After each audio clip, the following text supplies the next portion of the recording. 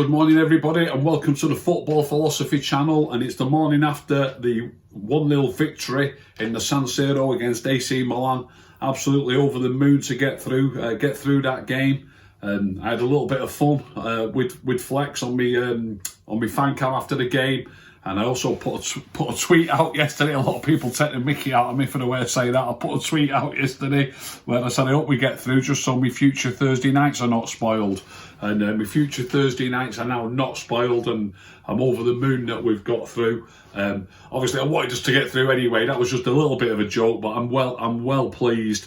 That during this pandemic, I can't wait from one game to the next. I'm always like that with United anyway, but even more so, when you're not going anywhere and you're not doing anything and you've got games to look forward to, and each and every game I look forward to, and it breaks the week up playing.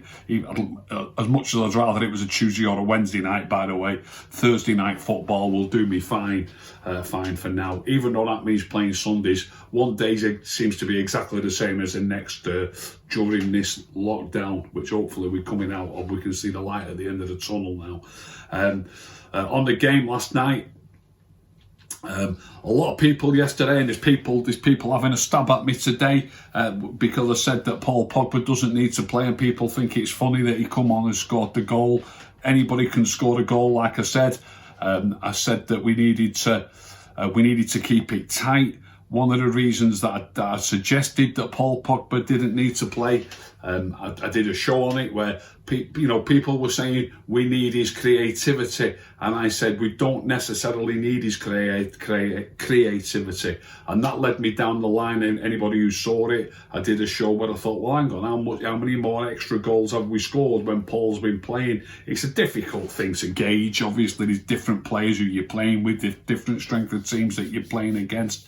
So, but it is a little bit interesting. And I did a show yesterday where I pointed out that we'd scored 13 goals in our last 10 games, and I looked at the last 10 games that Paul played in, and we scored 13 goals. Coincidentally, we scored 13 goals in those 10 games as well. A lot of people are saying, what are you talking about? I'm not saying it's a nailed on fact that it would have been that it would be the same for the next 10 games, or that you wouldn't say score more if he played. I'm not saying that for one moment. What I was saying was, if you're telling me that we will score more goals with whoever that player might be, I want to see evidence to show us that we'll score more goals with that player playing, and the evidence there at the minute doesn't show that that's the case. So that's what that show was about, and it wasn't about having a go at any particular player. It really wasn't. And anybody who saw the show, and a couple of times I've said this, I did the preview show yesterday, and I did a show about it the day before, I'm pretty certain, about the AC Milan game and how we should approach the AC Milan game. So I said that we need to keep that game tight. We need it to be, we need to aim for a 1-0 win, I said, basically, and we got a 1-0 win. You don't need, and I said this on the run-up show, the pre-match show, we don't need to be playing with all our flamboyant or creative players. So when people were saying we need him to be in the team, and they were talking, not just in the team, but they were talking about in place of McTominay and Matic. 80 to 90% of people were saying there's not enough creativity in McTominay and Matic. Pogba needs to play in place of McTominay and Fred. McTominay and Matic would always be my pairing, but they go with McTominay and Fred. And I always say that two of those three need to play. And I still believe that two of those three need to play. So getting back to the game, I said we need to keep it tight. We don't need to be playing all our creative players. We don't need to be going for it early on. That could play into their hands. I actually said, if it's 0-0 after an hour, that's fine. You can plenty of time to score a goal, and at least you're still in the game. You've got to make sure you're still in that game, and you've still got a good chance of getting that goal. And if you keep a clean sheet, this is the vital ingredient. Keeping a clean sheet means you've only got to score one. That's how football works at the highest level. If you can keep a clean sheet, you've only got to score one, and you will often score one. And I know Paul came on and scored it, and he took it brilliantly. He took it absolutely brilliant, and he played well. He made a massive difference.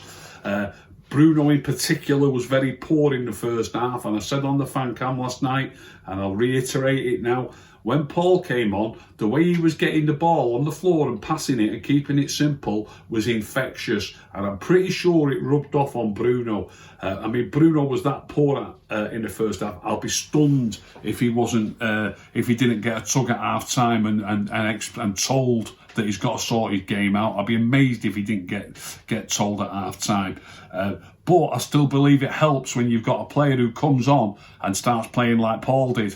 So I think that, you know, like I say, football's infectious, and that started to run through. When I say run through the team, there was one main culprit really in the first half, and that was Bruno. And Bruno definitely played a lot better, much better in the second half. And I think it's probably down to two things. He was probably told at half time, but then also Paul comes on, and in a way shows how it should be done. That's what he did. Look, I've always said this: Paul's a culprit for doing the odd flamboyant thing, and he did have a shot from the halfway line, didn't he, that went about 20 yards wide. You know, you do need to stop doing those things. So he is a culprit for that sort of thing, and that's why I've often said, you know, it's a little bit top heavy with flamboyant players if you've got Bruno and Pogba. I'm going to cover that as well in a minute, because I want to speak about McTominay and Fred a little bit more. But first of all, on the tactics for the game, as I said, we needed to keep it tight, and I did say that you can bring him on, or you can bring your more creative players on if you still need that goal. You might get that goal even playing cagely. You might get that goal, but if you still need that goal, and I actually said on 65 minutes or 65 to 70 minutes, I said, then you can bring the player on who you think might get that goal for you. It's enough time to get a goal, and you're still in that game, and the last thing you want is to be a goal down and chasing the game. So that's how to approach the game. That is how we did approach it, and he brought Paul on at half time, which is about 20 minutes sooner than I said. But I've got a good defence for that as well, an extremely good defence, which I'll come to in a minute. First of all, McTominay and Fred. When people are saying, which 90% of them were, Paul needs to play, they were saying they needed to play in front of McTominay and Fred. And I said that was the statement that I was responding to. That was the statement that I was responding to. It's my own fault, but I didn't think, oh, Paul Pogba might play on the left wing. And I should have done. He played on the left wing against, he played wide on the left against City in the derby at Old Trafford when we got the 0-0 draw, which really we set out to get.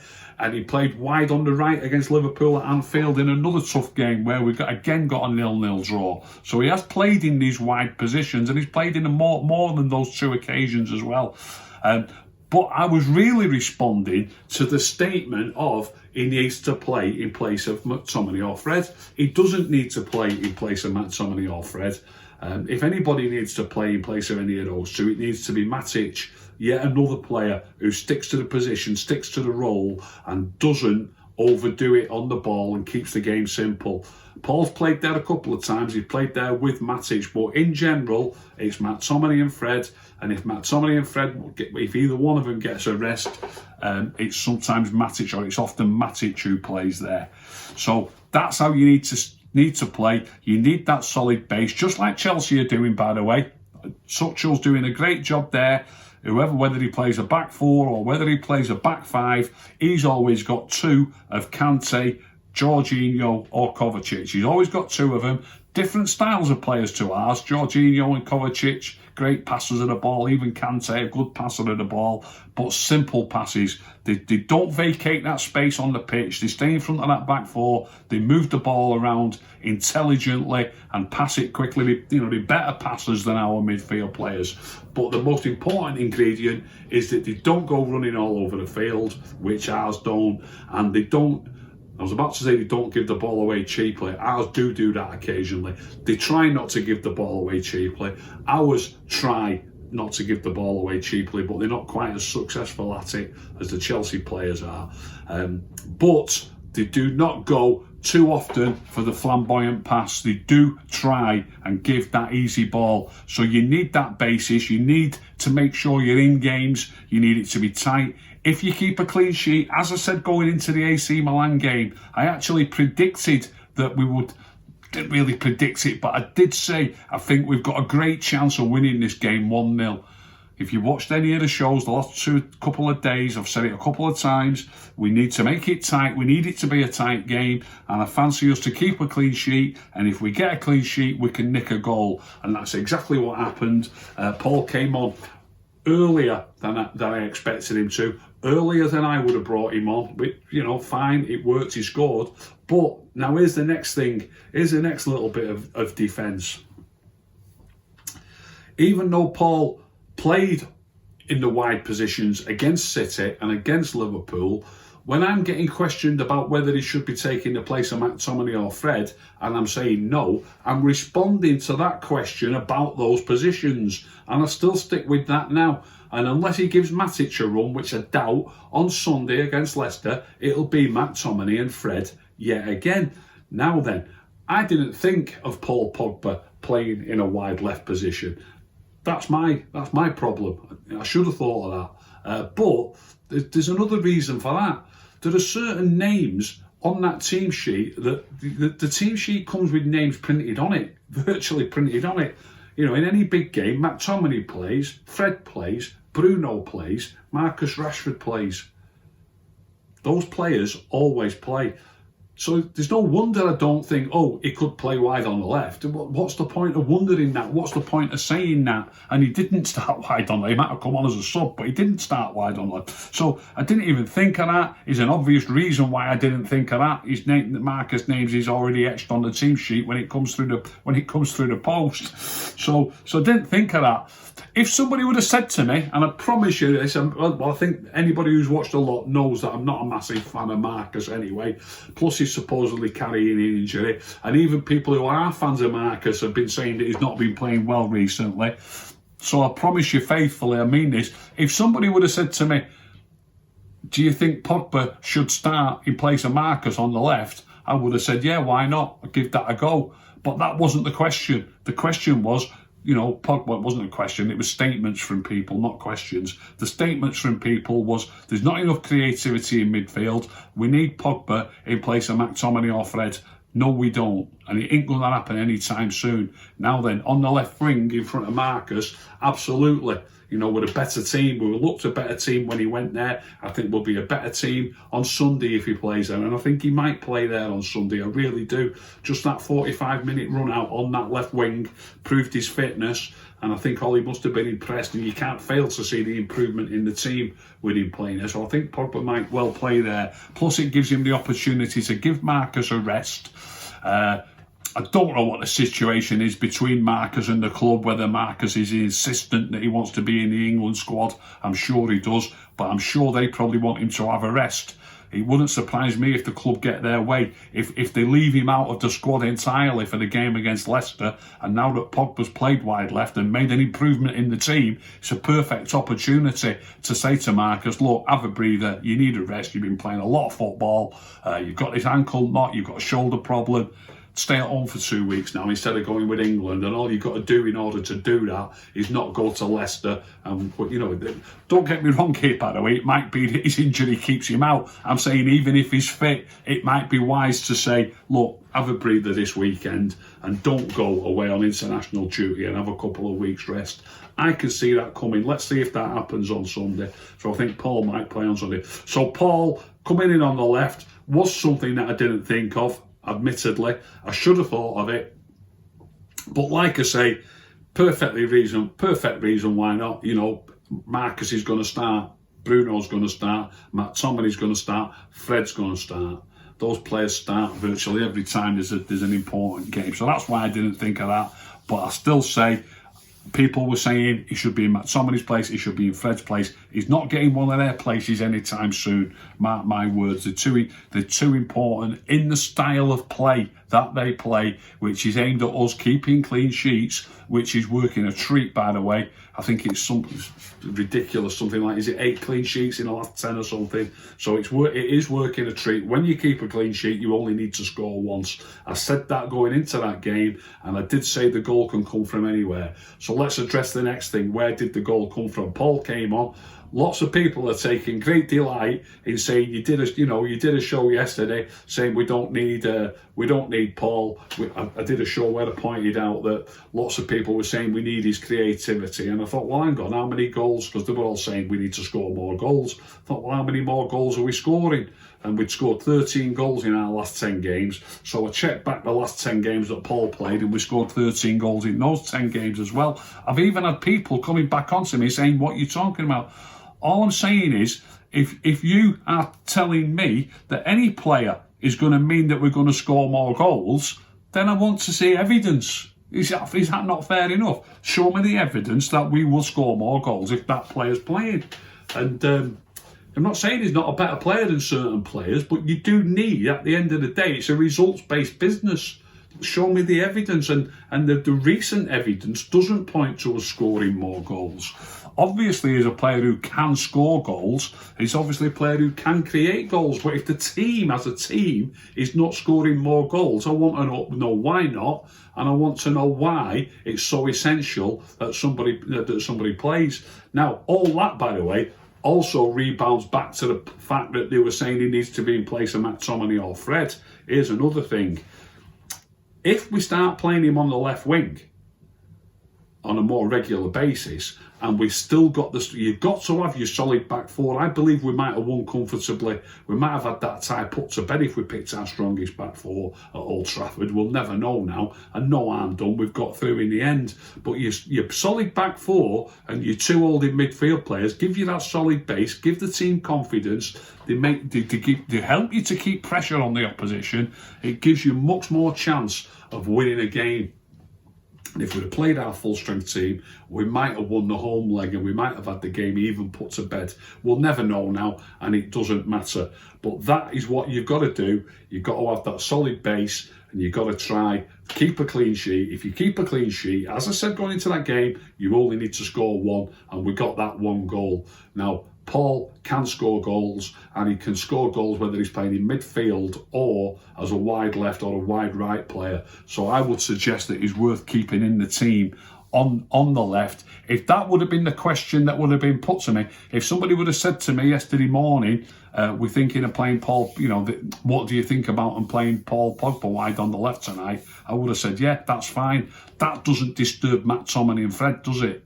You know what I mean? I would have said, yeah, that's fine. So it's a completely different statement or a completely different question. So leading into the Leicester game on Sunday, I'll be back tomorrow with a little bit of a look forward to that game when we know a little bit more about who else. They might say Marcus is fit or he's not fit, whether Martial might be fit. But just very quickly, I fancy Henderson will keep his place. It'll be the same back four. It'll be Wan-Bissaka, Lindelof, Maguire and Shaw. It'll be McTominay and Fred. I would put my house on that. Bruno will be at number 10. Dan James will start on the right. Lots of people still not seeing the importance of Dan James. It's like playing with 11.5 men. His work rate is absolutely fantastic.